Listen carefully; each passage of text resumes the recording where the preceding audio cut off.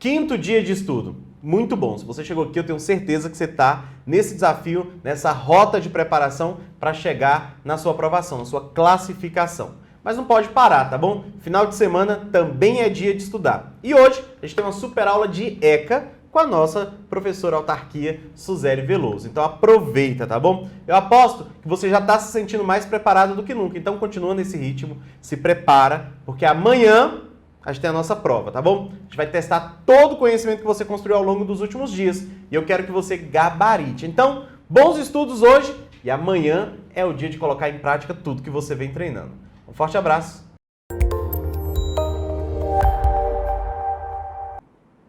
Oi pessoal, tudo bem? Para quem não me conhece, meu nome é Suzeli, sou professora aqui dos pedagógicos da área do direito, né? Eu trabalho em várias frentes aqui no âmbito do direito e nós temos agora aulas, né? Porque nós teremos uma sequência de aulas sobre o Estatuto da Criança e do Adolescente, a Lei 8.069/90, mais conhecido como ECA, né? Que é uma lei federal de caráter nacional. E ó, eu já vou começar falando sobre o estatuto e eu vou aproveitar o embalo e pedir carinhosamente para que você já coloque aí do seu lado um cadernão do ECA, separa aí o material para você poder escrever algumas folhas, porque nós iremos literalmente trabalhar o estatuto de uma forma mais aprofundada, tá bom? Com o intuito de te preparar 100% para as suas provas. E ó, deixa eu te falar uma coisa legal. Desde 2018, o ECA tem sido cobrado em todos os concursos na área da educação no país, tá bom? Então, assim, de 2018 para cá, o ECA é uma norma que ela vem sendo cobrada em todos os concursos, processo seletivo. E, assim, se você me perguntar, professora, o ECA é um conteúdo obrigatório nas nossas provas? Eu vou dizer para você que não. Não é obrigatório como, por exemplo, a gente tem algumas normas obrigatórias. Vou pegar o exemplo aqui do Distrito Federal e a lei orgânica do DF é obrigatória. O ECA, ele não é considerado uma lei obrigatória, mas ele vem sendo cobrado em todos os concursos e processos seletivos. E às vezes eu escuto assim, professora, mas no meu último concurso não teve o ECA, não veio, então não vai cair. Gente, se sua prova é de antes de 2018, é muito provável que o ECA não tenha sido cobrado, ok? Mas eu repito, de 2018 para cá, nós temos aí a cobrança em todos os concursos e processos seletivos do ECA por uma questão extremamente relevante e simples de entender ao mesmo tempo.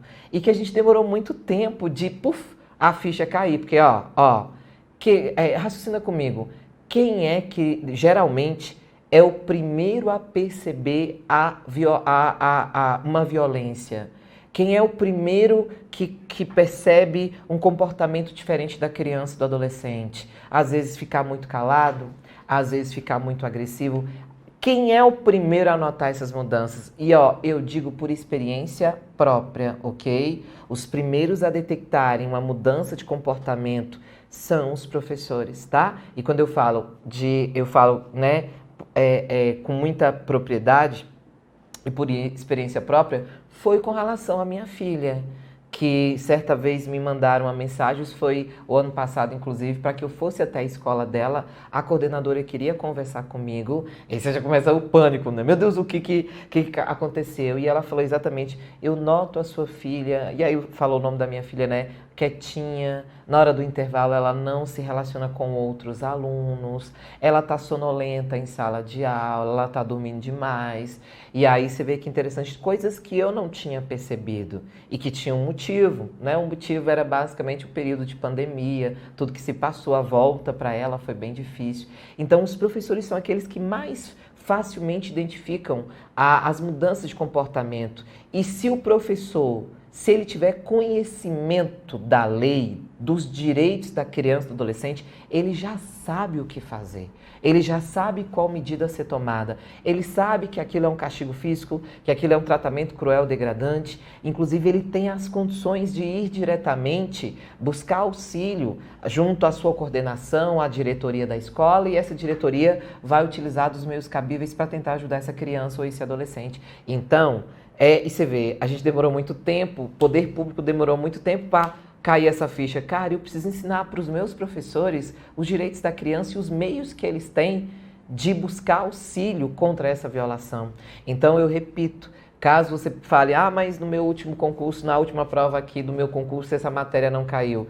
E aí eu te aconselho a estudar o ECA, tá? Porque é muito provável que ela venha. Inclusive, alguns concursos na área da educação mesmo, recentes, têm colocado este tema nas provas de redação. Tem colocado os efeitos da pandemia nas crianças, enfim, na área da educação você tem encontrado muitos temas que colocam aí as normas do estatuto para que o candidato possa escrever sobre o assunto. E se ele dominar o ECA, aí fica muito mais legal, muito mais fácil de tirar uma nota muito boa, ok? Então, nós iremos iniciar o estudo do ECA desde o início. Eu já peço para você começar a fazer algumas anotações. E aí, vamos lá no nosso material? Então, tá aqui, ó. Nós temos a nossa aula 1, é aula teórica agora, tá? Sobre o Estatuto da Criança e do Adolescente. E a nossa primeira aula vai falar do direito à vida e à saúde, liberdade, respeito e dignidade. Mas, ó, antes da gente entrar nos direitos fundamentais, vamos primeiro ter uma noção do que é o Estatuto. Então, vamos devagarzinho, ó. Nós temos a Lei 8.069/90, que é justamente o Estatuto da Criança e do Adolescente, ok? E do adolescente. Esta lei, vamos botar aqui, ó, é uma lei, vamos botar aqui, federal, porque ela foi criada pelo Congresso Nacional de caráter nacional, ok? Ou seja, é aplicada no Brasil inteiro, combinado? É uma lei federal de caráter nacional. E, gente, ó, coloca aqui na tela para mim, Jus, por favor. O ECA é de 13 de julho de 1990, tá? Apenas 2 anos após, quase 2 anos, após a promulgação da Constituição Federal de 1988. Então, vamos devagarzinho. Antes do Estatuto, nós tínhamos uma outra norma que tratava dos direitos da criança e adolescente. Uma norma mais antiga, chamada Código de Menores. Então, o Código de Menores, ele é de 1979. E esse Código de Menores, ele vigorou no nosso país até a Constituição de 1988. Então, a gente teve aí, basicamente, 10 anos do Código de Menores. E esse Código de Menores, ele era caracterizado por adotar uma doutrina chamada doutrina da situação irregular. Então, o antigo Código de Menores, e depois tu anota tudo isso aí, viu? Que eu tô falando é importante. Esses itens, essa comparação, sabe? Sobre o Código de Menores e o Estatuto, ela é cobrada em prova. Então, vamos devagarzinho. Então, em 1979, nós tivemos a criação do Código de Menores, que era uma norma focada numa doutrina chamada Doutrina da Situação Irregular. Doutrina da situação irregular. Ou seja, o Código de Menores, ele se preocupava apenas e tão somente com crianças e adolescentes na situação irregular, numa situação irregular. Então, o Código de Menores, ele não tratava de direitos da criança e adolescente. Ele tratava de formas de punição, de correção da criança ou adolescente que se encontrava numa situação irregular. Professora, mas quem seriam essas crianças? O que era essa situação irregular que o antigo Código de Menores ele tratava? Crianças em situação de rua, abandonadas, moradores de rua, crianças órfãs e crianças que haviam cometido atos infracionais. Então, o Código de Menores ele se preocupava com isso, mas ele se preocupava, não era com o intuito de ressocializar essa criança, adolescente em situação irregular. Ele se preocupava em punir, em encontrar meios de punir a criança e adolescente que praticou os atos infracionais. Ele se preocupava em retirar aquela criança ou adolescente da situação de rua, não para acolhê-la, mas simplesmente para tirar ela aí da rua, sabe? Porque aquele trombadinha era onde nós tínhamos as denominações de menor. O trombadinha, gente, é um termo que ele pegou no país inteiro. E ainda hoje você encontra a gente falando, o trombadinha ali, mas não tanto como era antes. E aí a ideia era o seguinte: prender mesmo, punir mesmo aquelas crianças em situação irregular. E aí esse termo de menor se tornou muito conhecido, fulano é de menor, e esse de menor, hoje, ele não é utilizado nas legislações, ele tem um caráter muito pejorativo, porque você tinha a criança e o adolescente e o de menor. Inclusive, é incorreto você usar o de menor, né? O de menor.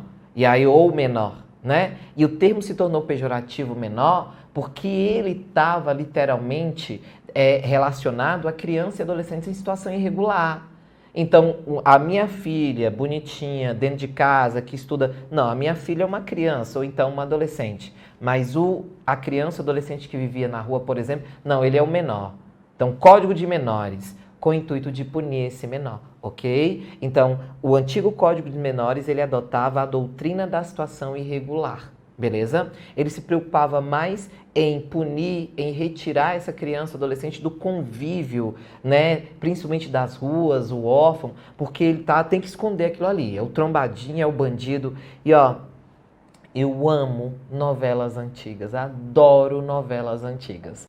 Aí você me perguntar qual foi a última novela antiga que eu assisti, agora recentemente, A Viagem, de 1993. E tem uma certa cena lá que um pessoal, eles montam um projeto social com o intuito de ajudar crianças e adolescentes que vivem em situação de rua. E é nítido a cultura da época. E entra um cara e fala, esse monte de trombadinho, eles vão roubar tudo aqui, tira esses trombadinhos daqui, vocês vão se arrepender de mexer com esses trombadinhos. Então, com aquela visão de que criança e adolescente, principalmente aqueles em situação de rua, seriam, né, literalmente, teria que ter a punição pelo Estado. Mas, gente, vamos devagar. Então, antes de você criar o entendimento, a gente sabe que tem adolescentes e crianças que cometem atos infracionais, que têm uma cabeça totalmente má, mas eu preciso que você não generalize isso, não transforme isso numa regra, porque não é uma regra, ok? E aí, o antigo Código de Menores, ele se baseava na doutrina da situação irregular e ele tratava a criança e o adolescente como objetos da tutela do Estado. Então, criança e adolescente seriam objetos da tutela, da mão pesada do Estado. E aí a gente tem as antigas FEBEMs, né? E aí você tinha rebeliões, mortes, assassinatos, queima de colchões nas FEBEMs. E era peia, menino, peia nos adolescentes e era chicotada mesmo. E a vida, ela não pode ser assim. A violência, ela não pode se perpetuar, ok? E aí, com a Constituição de 88, com a movimentação, a redemocratização do país, você lembra que a gente viveu durante um período de regime militar, né? E que a Constituição, o regime militar, ele durou até 84, o Código de Menores é dessa época, do cacete mesmo. Em 84, a gente pôs fim ao regime militar, mas uma nova Constituição baseada na democracia a gente só teve em 1988, 4 anos após a redemocratização. Ok? E aí, nesse caso, em 88, quando o constituinte, os legisladores constituintes estavam escrevendo a Constituição Federal, um deles talvez você se recorde ou lembre do nome Ulisses Guimarães. Então, quando Ulisses estava escrevendo a Constituição, ele literalmente lançou nos meios de comunicação, olha, povo brasileiro, vocês querem, que tipo de assunto vocês querem incluir na Constituição? Que tipo de direitos vocês querem? E a gente teve um movimento no Brasil lindíssimo, eu fico até arrepiada, onde crianças se reuniram no Brasil inteiro e começaram a propor o que elas queriam para as crianças dentro da Constituição Federal de 88. Muitas assinaturas foram recolhidas das crianças, montaram todo um projeto com direitos para as crianças e adolescentes, e aí assinaturas, como se fosse um abaixo-assinado, crianças do Brasil, foram recolhidas mais de 1 milhão de assinaturas dos brasileirinhos à época, tá? Eles participaram da Constituição Federal. E o Ulisses Guimarães recebeu essa lista de direitos que as crianças queriam, as assinaturas, a carta gigantesca com a assinatura das crianças, e colocou na Constituição o artigo 227, que é nosso de prova, cai nas nossas provas. Artigo 227 é aquele que garante à criança e ao adolescente vários direitos fundamentais, ok? Que, inclusive, estão no ECA. Então, ó, A Constituição de 88, ela trouxe o artigo 227 com vários direitos fundamentais da criança e adolescente que posteriormente, em 1990, foram incluídos dentro do Estatuto. Combinado? Massa, né? É top. E ó, a gente não consegue, às vezes numa coisa mais rápida, trabalhar o ECA completo. Aqui a gente está literalmente fundão nesse ECA. Aí, beleza. Nós tivemos a criação do Estatuto 2 anos depois da Constituição, baseado no artigo 227, que foi aquele artigo criado em razão da movimentação das crianças. Elas vieram para Brasília e lotaram o Congresso Nacional para entregar a carta com os direitos que elas queriam que fossem colocados na Constituição. A Constituição dedicou um artigo só prevendo os direitos, mas foi o ECA, 2 anos depois, que esmiuçou esses direitos que foram solicitados pelas crianças, além de outros que eram necessários naquela época. Combinado? Agora, ó, vamos ali, peraí, Jus, peraí. Vamos lá no nosso material agora? Então, tá aqui, ó. Começamos com Lei 8.069, de 3 de julho de 90. É o Estatuto da Criança e do Adolescente. Disposições iniciais.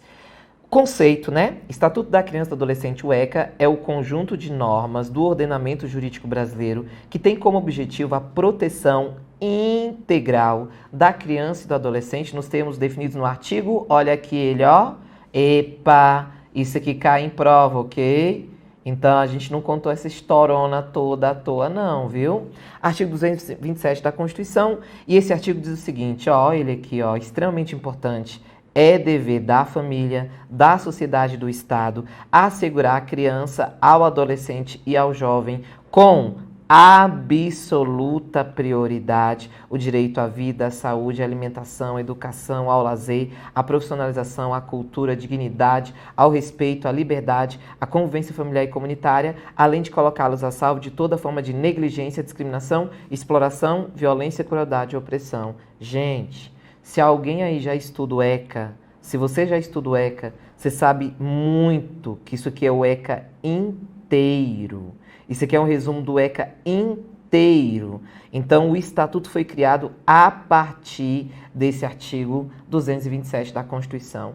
Direito à vida, à saúde, à liberdade, à dignidade, tudo, ok? É o ECA inteirinho. Então, eu te aconselho a fazer o seguinte, ó, Justo, coloca aqui na tela, tudo bem que eu tô apagando de cabeça baixa, mas não tem problema. Quer deixar esse caderno completo? Você quer um material top, meu do Estatuto? Vai lá, imprime esse artigo 227 da Constituição, pá, e cola no seu caderno. Coloca lá, artigo 227, bota ele lá. Ou, se você tiver mais coragem ainda, escreve ele todinho à mão. Ele, olha, gente, misericórdia, é de uma importância gigantesca, tá bom? Então, volte lá na tela, Josi, por favor. Então, tá aqui o artigo 227 e, ó, tá aqui. O ECA inaugurou uma nova doutrina no âmbito do direito da infância. Qual seria essa doutrina? Eita! Comentar aqui com vocês. Você está lembrado que eu falei agora há pouquinho que você anotou, porque depois você me mostra esse cadernão. Eu quero ver esse cadernão de ECA, top, completão, cheio de coisa.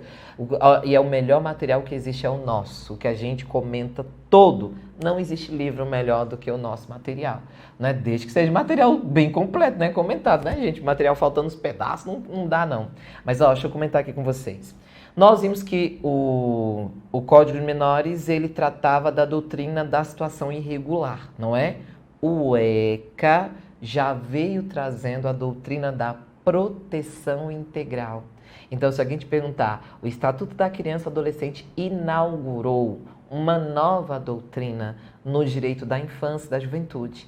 Que doutrina foi essa inaugurada com o ECA? Doutrina da proteção integral. Criança e adolescente deixaram de ser objetos da tutela do Estado para serem sujeitos de direitos a serem protegidos pelo Estado. Então foi isso que o ECA trouxe com uma nova doutrina. Bora anotar esse trem? Bora anotar? Então tá bom. Então, qual seria essa doutrina que o ECA inaugurou? E ó, vamos botar aqui, ó. Doutrina da proteção integral, ok? Doutrina da proteção integral, onde a criança e o adolescente, passaram a ser vamos botar sujeitos, passaram a ser, vamos esse adolescente aqui, passaram a ser, criança e adolescente, passaram a ser considerados sujeitos de direitos, beleza? E não mais objeto da tutela do Estado, beleza? Tranquilo? Joia. Agora, ó, então tá, se o ECA é literalmente para proteger os direitos da criança e do adolescente, tá, quem é criança e quem é adolescente que é o objeto da proteção do ECA? Essa daqui é tranquilo. E ó, campeão de prova, hein? Criança é a pessoa de 0, né, até 12 anos incompletos, ok? Então, até 12 anos incompletos, ou seja, 11 anos, 11 meses, 29 dias, 23 horas, 59 minutos, 59 segundos. Então, a pessoa de até 12 anos incompletos, combinado? E o adolescente? O adolescente é a pessoa que se encontra né, entre 12 e 18 anos de idade. A pessoa entre 12 e 18 anos de idade. E aí eu tenho o adolescente, mas excepcionalmente é possível aplicar o ECA para as pessoas de 18 a 21 anos de idade. Combinado? Então isso aqui é campeão de prova mesmo. Quem é criança, quem é um adolescente e a exceção. Ou seja, excepcionalmente o ECA se aplica a quem? Se aplica a pessoa de 18 a 21 anos. Combinado? E aí assim, ó, qual critério foi utilizado pelo Estatuto para a definição de criança e adolescente? Qual o critério que ele utilizou? E olha que interessante, um critério literalmente biológico, etário, de idade. Então, o critério é a idade. Vai ser criança, a pessoa de 0 a 12 anos incompletos, é adolescente quem está entre 12 e 18, e excepcionalmente aplica o ECA para quem tem de 18 a 21. Não é o critério, por exemplo, da aparência, da maturidade. Então, hoje nem tanto. Aliás, ainda hoje, viu, gente? Ainda hoje, mas diminuiu bastante, mas acontece, né? Tu sabe o que acontece. Mas antigamente, uma forma que algumas pessoas, principalmente os homens, tinham de tentar se defender do estupro presumido, do abuso sexual, era falar da relação sexual com crianças e adolescentes. Era alegar que eu não sabia que era criança ou adolescente. Eu não sabia que ela tinha menos de 18 anos. Porque ela, olha o tamanho dessa menina, olha o corpo, o desenvolvimento do corpo dela, olha a cabeça dela conversar. Cara, isso foi utilizado milhares de vezes para homens que tentavam se defender no âmbito policial e no âmbito judicial do crime de estupro presumido, né? Que é a relação sexual com menores de idade, na verdade com menores até de 14 anos. E aí nesse caso alegavam isso, mas eu tive um relacionamento e até mesmo o relacionamento sem nenhum tipo de relação sexual, mas alegavam isso. O corpo dela, gente, não adianta. Ah, porque ela tinha um corpo e realmente tem mesmo. Às vezes você olha a menina, a adolescente, você realmente fala, caramba, ela não parece que tem esses 16 anos ou que tem 17, porque ela tem um desenvolvimento de corpo bem superior à época da gente. Na minha época, com 15, 16 anos, a gente era besta, assim, uns meninos besta. E aí, por outro lado, também o desenvolvimento do corpo também era mais retardado. Hoje as meninas, principalmente as meninas, elas têm um desenvolvimento corporal e aí desenvolve um corpão e tal. Quando vê a cabeça, meu Deus, de criança ainda. E ó, nem vem, tá? Nem vem com essa conversa que você falar isso para um delegado de polícia ou para um juiz, o juiz vai olhar na tua cara e vai dizer, alô, ó, pode parar com essa conversa aí. De falar que eu achava tanto a menina como o menino. Pode parar com isso aí, pode parar com isso aí, porque o estatuto ele não utiliza um critério que seria um critério de aparência, ele utiliza o critério de idade mesmo e acabou. Não quero saber se você não sabia que ela ou ele não tinha 18 anos ainda, tá? Então, ó, volte lá na tela, Josi. Então, vou botar assim, ó, um critério etário, ou seja, de idade. Então, não adianta dizer que, mas o corpo de fulano, mas a conversa, uma menina extremamente desenvolvida na conversa, e daí, onça, vai responder do mesmo jeito. Combinado? Tranquilo? Então, Josi, volta aqui para mim.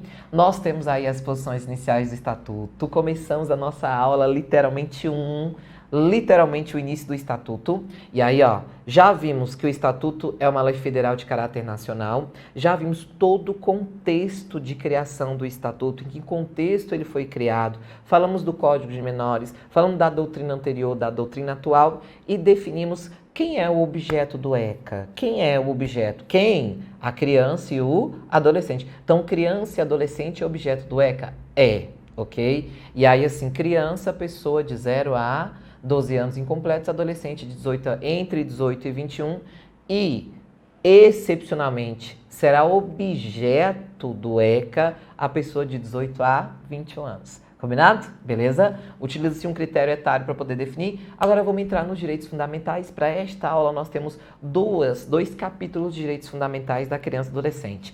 Se o ECA é para proteger os direitos da criança e adolescente, quais seriam esses direitos? Então, a gente começa com o direito à vida e à saúde e o direito ao respeito, à liberdade e à dignidade. São direitos simples, tá? Direito à vida e à saúde vai falar da gestação, das mães, do parto, vai falar do aleitamento materno, vai falar dos hospitais, vai falar dos direitos, né, do recém-nascido. Então, é bem simplesinho. E o direito à liberdade, respeito e dignidade é aquele que vai literalmente falar do respeito da criança, dos seus objetos pessoais, da sua imagem, do seu nome, dos seus espaços pessoais. Então, é bem tranquilo, a gente vai passar bem rapidinho por esses dois direitos, tá? Bora lá? Então tá aqui, ó, direitos fundamentais, né? Então, como já visto, o ECA veio para alçar a criança e adolescente, que até então era vistos apenas como objeto da tutela do Estado, a condição de pessoa com direitos, dentre os quais aqueles considerados como fundamentais. Então, o ECA traz um rol de direitos fundamentais da criança e adolescente. Então, vamos na sequência, ó. Primeiro direito é o direito à vida e à saúde. Tranquilo, tá? O direito à vida e à saúde, se eu botar aqui no cantinho, tá ali no artigo, vai do artigo 7º ao 14, é bem pequenininho esse artigo. O direito à vida e à saúde. A criança e o adolescente tem direito à proteção à vida e à saúde, mediante efetivação de políticas sociais públicas que permitam, primeiro, o nascimento sadio dessa criança e logo em seguida o seu desenvolvimento sadio. Por isso que a gente tem, por exemplo, ó, o artigo 8º inteiro do ECA falando do direito das gestantes, o período gestacional. Por quê? Porque se eu quero garantir a vida e a saúde de uma criança ou adolescente, eu tenho que olhar ainda para ele na barriga da mãe. E o desenvolvimento sadio e harmonioso dele, que são os anos seguintes, né?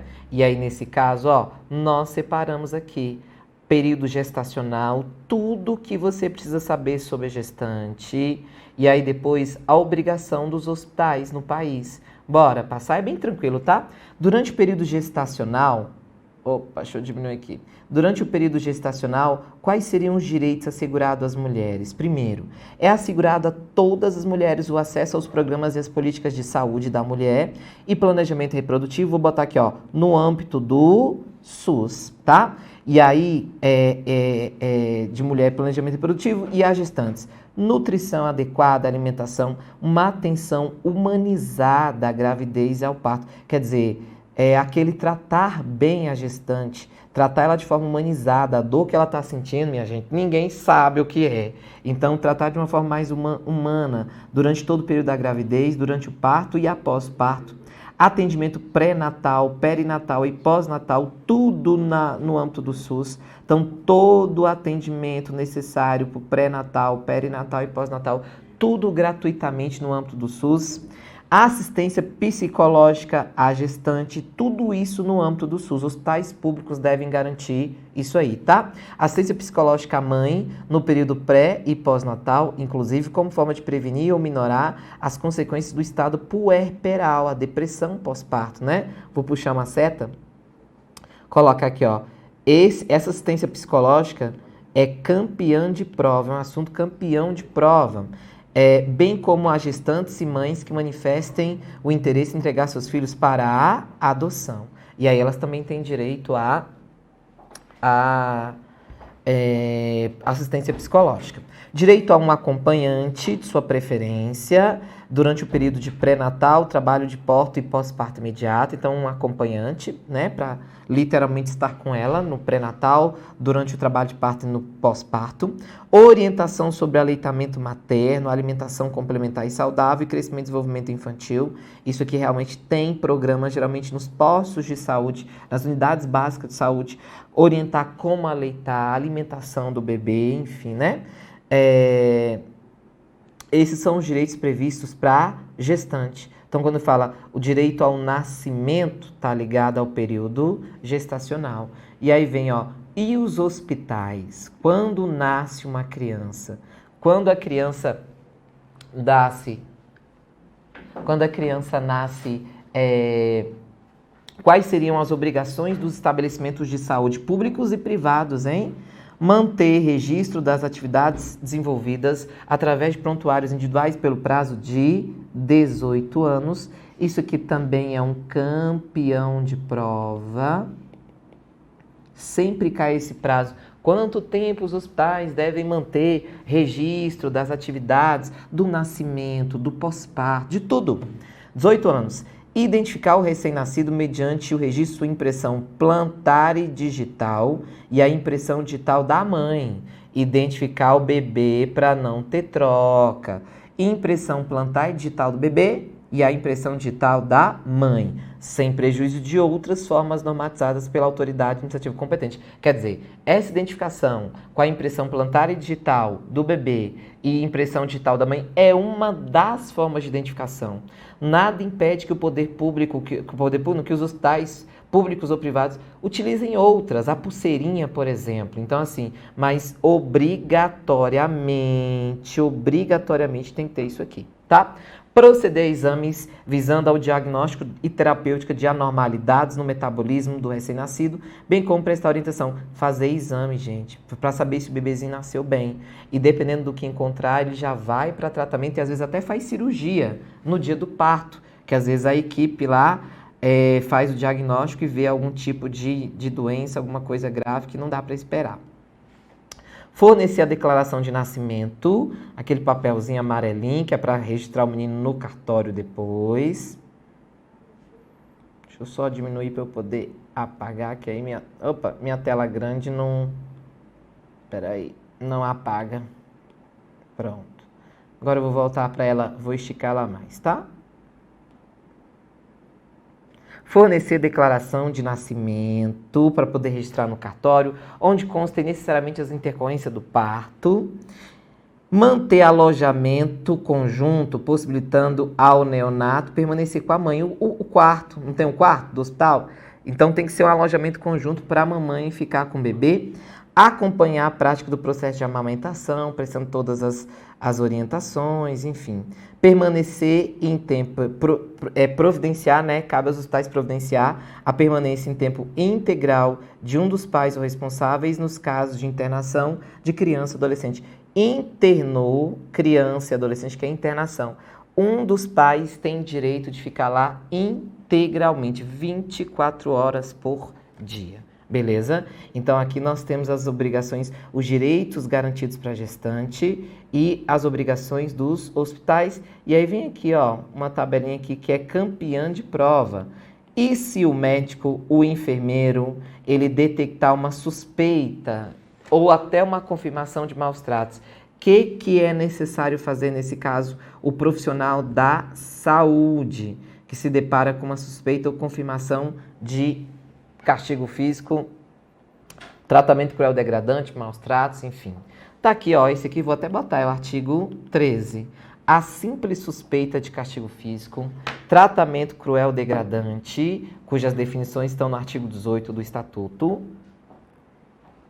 ou maus tratos, termo que deve ser interpretado de forma ampliativa, compreendendo a violência em todas as suas formas, inclusive a de ordem psicológica, negligência, abuso sexual, já torna a comunicação obrigatória. Então, tem que comunicar ao conselho tutelar, ok? Suspeitou o médico, o enfermeiro, o profissional da saúde, suspeitou de castigo físico, tratamento cruel, degradante, qualquer tipo de violência, tem que comunicar ao conselho tutelar, sem prejuízo de outras comunicações, tá? Comunica ao conselho, comunica depois à polícia, enfim.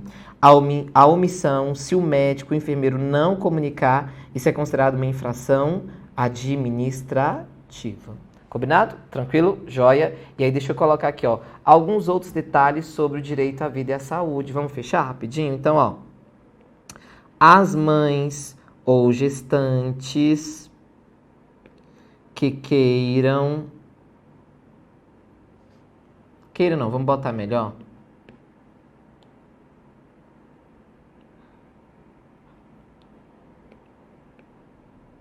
Que manifestem. Mães ou gestantes que manifestem o desejo de entregar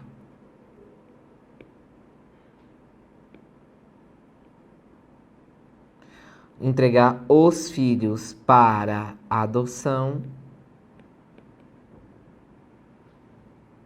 devem ser encaminhadas para a Justiça da Infância e da Juventude.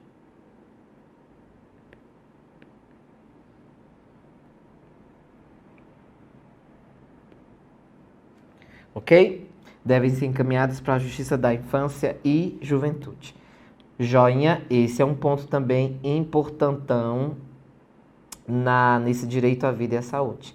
As mães ou gestantes que pretendam, que manifestem interesse em entregar seus filhos para adoção, devem ser encaminhadas sem nenhum constrangimento para a Justiça da Infância e da Juventude. Deixa eu ver se agora apaga meu negócio.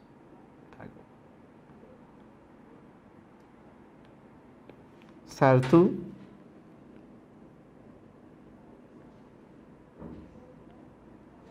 Pronto, infância e juventude.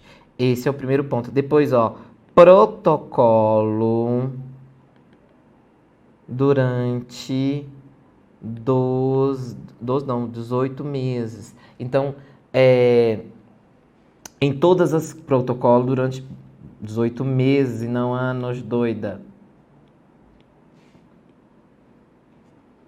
Vou botar assim, ó, protocolo padrão em todas as consultas pediátricas. Padrão em todas as consultas pediátricas. Então, todas as consultas pediátricas até o bebê completar 18 meses. Então, deve ser um protocolo padrão em todas as consultas pediátricas por até 18 meses. Justo coloca aqui para mim. Todos os médicos, todos os hospitais que tratam de criança na primeira infância, que vai até esses 1 ano e 6 meses, toda vez que levar numa consulta pediátrica, um protocolo padrão deve ser utilizado nessa criança ou adolescente para detectar algum risco para o desenvolvimento psíquico dela. Então, todos os médicos, pode levar em qualquer médico que ele vai ter um procedimento, vai medir a cabecinha, vai ver o peso, vai ver o tamanho, vai acompanhar e ele fala, olha, essa criança não está desenvolvendo. Então, esse protocolo padrão deve ser aplicado no Brasil inteiro para todas as crianças de até 18 meses, combinado? E Jus, coloca aí na tela para eu botar mais um. Busca ativa da gestante que se recusa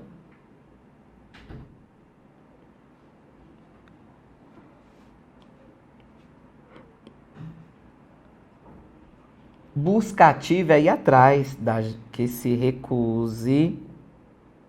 Recurso não. que se recuse ao pré-natal.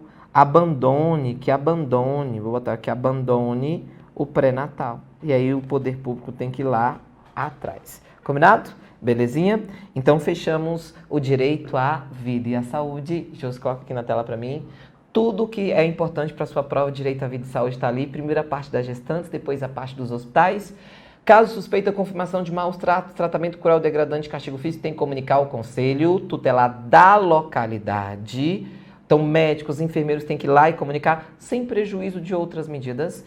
E, por fim, mães que manifestem o desejo de entregar o filho para adoção é encaminhada para a Justiça da Infância e da Juventude. Todos os médicos devem aplicar um protocolo, os pediatras, um protocolo padrão dos primeiros 18 meses de vida da criança para detectar riscos, algum problema nela. E, por fim, nós colocamos que as gestantes, e inclusive as mães depois, né, que faltem as consultas, abandonem o pré-natal ou abandone posteriormente, né, as consultas posteriores, o poder público tem que ir atrás para buscá-las, tá? Então, direito à vida foi. Agora a gente vai virando a curvinha para fechar a nossa aula com direito à liberdade, ao respeito e à dignidade. A gente também não tem muito o que destrinchar, não. Liberdade, brincar, praticar esporte, se divertir, participar da vida familiar e comunitária, participar da vida política, que é no caso do adolescente que vai poder votar, ter uma crença, um culto religioso. Então, o direito à liberdade literalmente está ligado à liberdade mesmo dessa criança e adolescente, de poder brincar, de poder dar sua opinião e expressão. O direito ao respeito já está ligado à inviolabilidade da integridade física, psíquica e moral. Inviolabilidade é proteger o nome, a imagem. Por isso que você vai notar que quando na televisão divulgam cenas, reportagens com criança e adolescente, não aparece o rosto por conta do direito ao respeito. E o direito à dignidade é aquele que coloca toda criança a salvo de um tratamento desumano, violento, aterrorizante, vexatório ou constrangedor.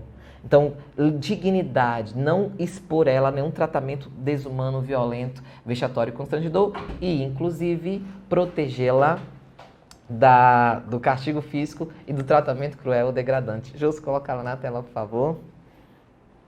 Tá aqui, ó, direito à liberdade. E aí ele é bem tranquilo, né? Tá aqui os direitos ir, vir e estar nos logradouros públicos, espaços comunitários, opinião e expressão, crença e culto religioso, brincar, praticar esporte, divertir-se, participar da vida familiar sem nenhuma discriminação, hein? Participar da vida política, mas de acordo com o que está previsto em lei, buscar refúgio, auxílio e orientação. Isso aqui é o direito à liberdade, mais precisamente o artigo 16.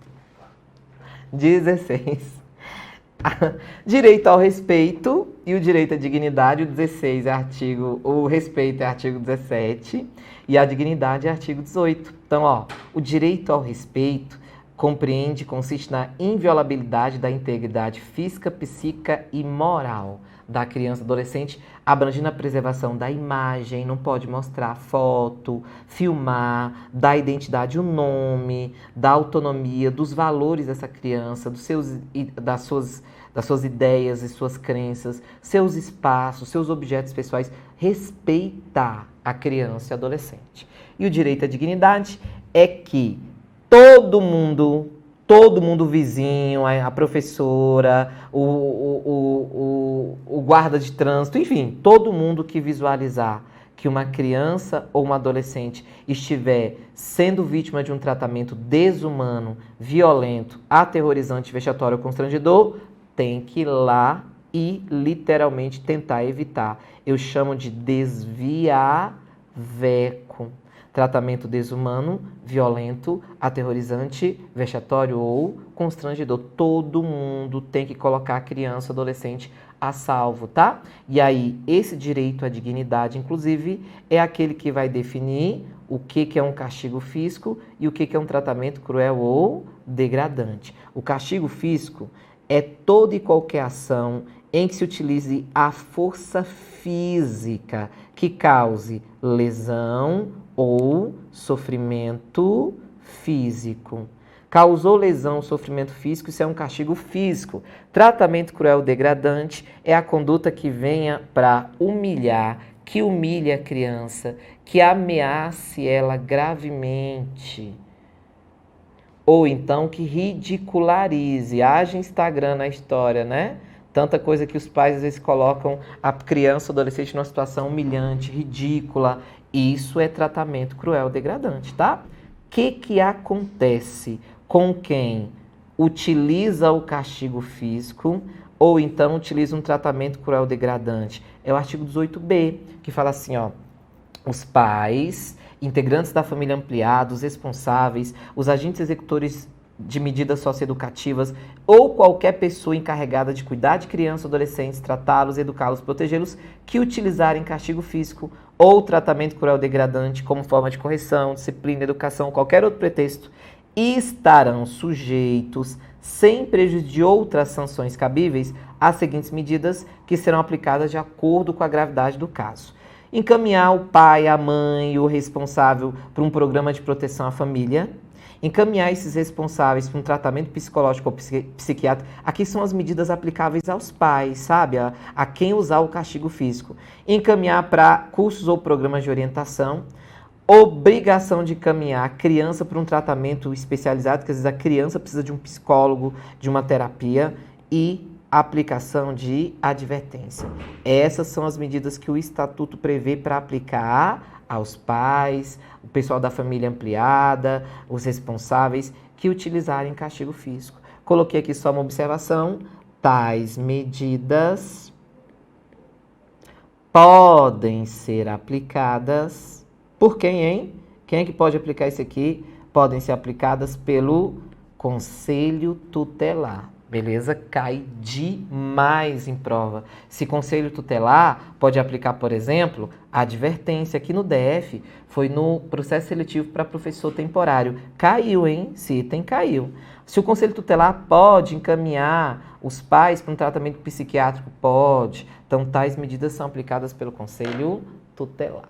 Combinado? Tranquilo? Então, ó. Finalizamos a nossa primeira aula. Estou bem feliz, foi uma aula bem completa. Falamos do contexto histórico do ECA, de criação do ECA, do objeto do ECA, das disposições preliminares do direito à vida, à saúde, liberdade, respeito e dignidade. Próxima aula, aula 2, a gente continua a sequência do ECA com direito à convivência familiar e comunitária.